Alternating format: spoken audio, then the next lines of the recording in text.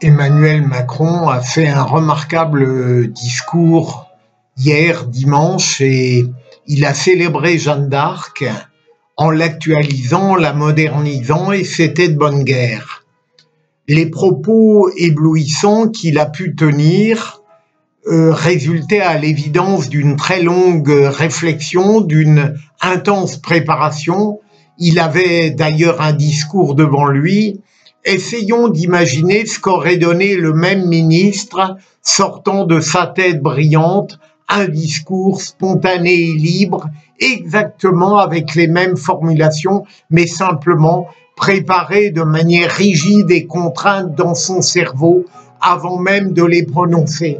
Je suis persuadé que le public d'Orléans aurait été encore plus ravi, enthousiaste devant cette démarche de liberté et de spontanéité. L'Institut de la parole que j'ai créé en 2012 permet précisément à tous les professionnels de la parole, aux anonymes également, de parler en même temps qu'ils élaborent leurs pensées, en leur permettant une structuration dans la pensée rigide en amont.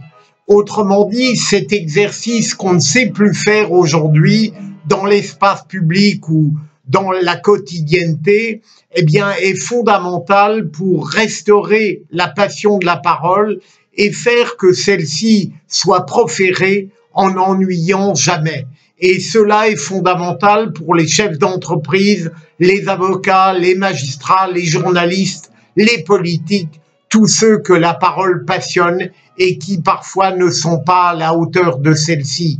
Si j'ose cet exercice promotionnel et vulgaire, c'est que Emmanuel Macron, qui a été brillant hier, mais qui aurait pu être encore davantage éblouissant, me l'autorise. Eh bien, j'espère que j'ai été convaincant et j'attends pour tous ceux qui sont intéressés par cette chaîne YouTube un abonnement s'ils veulent bien me rejoindre.